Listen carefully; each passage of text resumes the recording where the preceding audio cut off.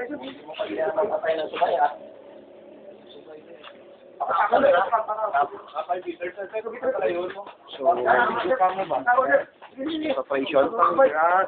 to eliminate all. We have to retrieve the hostage.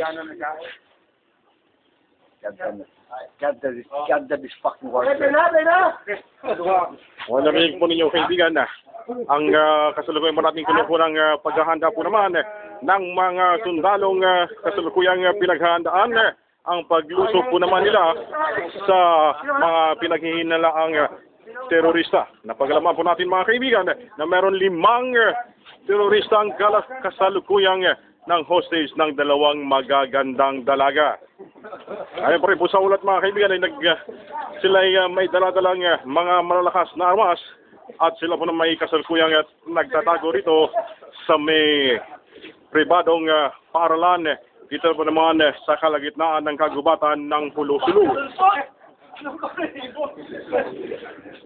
Ito't naghahanda na po sila at kasalukuyang pong papunta na po. Sorry sir, medyo sir, bawal. Sir, excuse me sir ha. Sir, bawal yung medyo lang sir. Kinocover natin sir para malaman natin kung talagang totoo po yung balitang nakarating sa ABS-CBN na meron pong hostage drama na nangyayari dito po naman sa pribadong eskwelahan. Dito po naman sa kalagitnaan ng Pulo-Sulu. Special operation, so bawal yung medyo sir. Kung wala lang sir, napag-utusan lang po.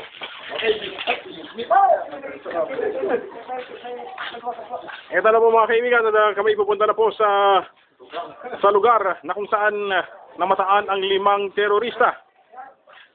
Ayon po sa ulat, ang mga terorista ay nagdadala ng maraming matataas na kalibre ng armas, katulad ng tirador, pana, sumpak, at pitsakurno.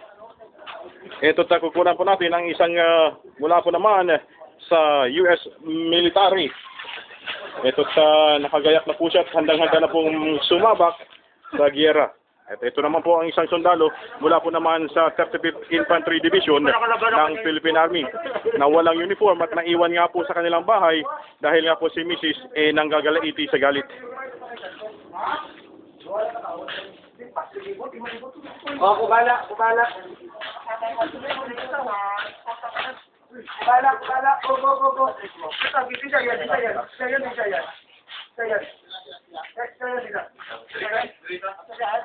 Yan. Dito rin siya tayo buwaw ko. Dito.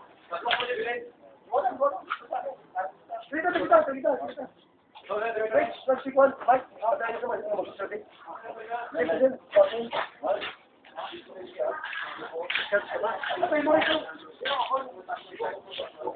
Ito mga kaibigan, dumarating na po ang kanilang leader na si Colonel Ian Dapogi.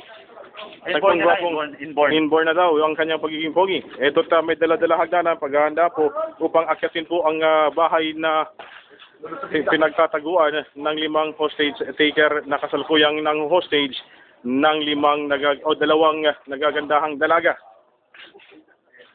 Ito hindi ko lang po napagtanto kung bakit may mga bystanders po na kasalukuyang nag-uosyoso. Baka tamaan ito ng crossfire. Baka pati ako tatamaan na rin. Alam mo sila na nalilito kung saan nagtatago yung hostage taker. Hindi pa po nila alam kung saan sila dadaan. At sila po ay kasalukuyang nag-uusap kung anong estratehiya ang kanilang gagawin.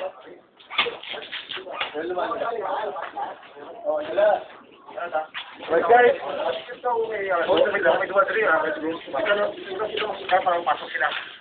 okay? Alam mo, ilan pa para pakita kayo yung alikot nila.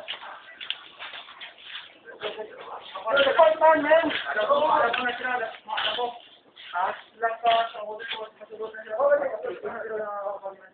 Gusto rin ikaw lang ating.